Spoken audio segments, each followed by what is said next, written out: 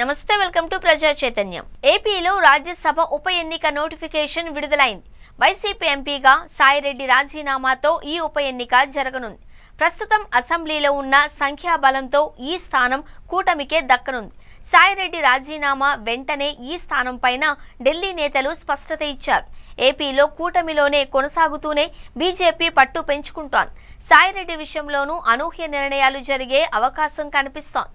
ఈ ఉప ఎన్నిక వేళ బీజేపీ నిర్ణయం ఏపీ రాజకీయాలలో కీలకంగా మారుతోంది। ఏపీ నుంచి కూటమి మరో రాజ్యసభ స్థానం దక్కించుకోనుంది।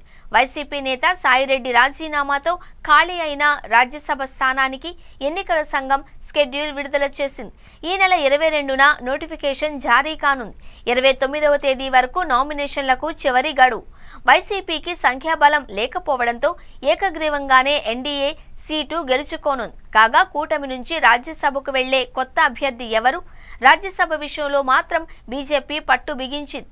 ఏపీ విషయంలో తాము పట్టు విడుపులతో ఉంటామని, పార్లమెంట్ అంశంలో మాత్రం తమ పార్టీకే ప్రాధాన్యత ఉండాలి అని బీజేపీ నేతలు కోరుకుంటున్నారు। అందులో భాగంగానే గతంలో 3 రాజ్యసభ స్థానాలు ఖాళీ అయితే తొలుత 3 పార్టీలకు ఒక్కొక్కటి చొప్పున తీసుకోవాలి అని భావించిన చివరకు టీడీపీ నుండి వచ్చిన అభ్యర్థనతో పవన్ తన సోదరుడు సీటును త్యాగం చేశారు।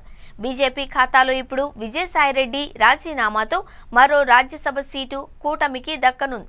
అయితే ఈ సీటు 3 పార్టీలలో ఎవరికి వారు తమకే అనే అంచనాతో ఉన్నారు। కానీ సాయిరెడ్డి ఖాళీ చేసిన స్థానం బీజేపీకి దక్కనుంది। ఇప్పటికే ఢిల్లీ బీజేపీ నాయకత్వం చంద్రబాబు పవన్ కు స్పష్టం చేసినట్లు సమాచారం।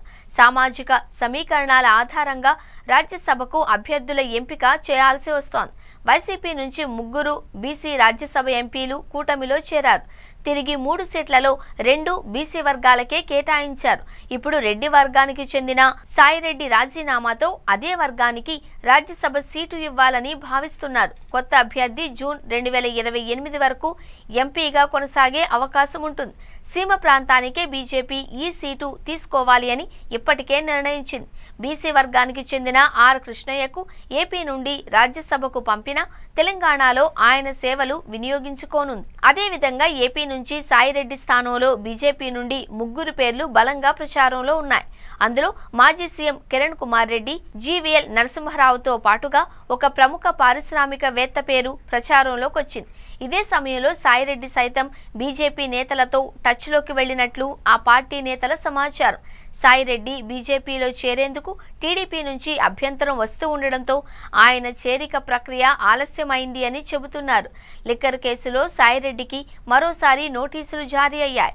దీంతో ఈసారికి సాయిరెడ్డి ఛాన్స్ లేదనే అభిప్రాయం వ్యక్తమవుతోంది। సీటు బీజేపీకే ఖాయంగా కనిపిస్తోంది। అయితే ఏపీ నేతలకే అవకాశం ఇస్తారా?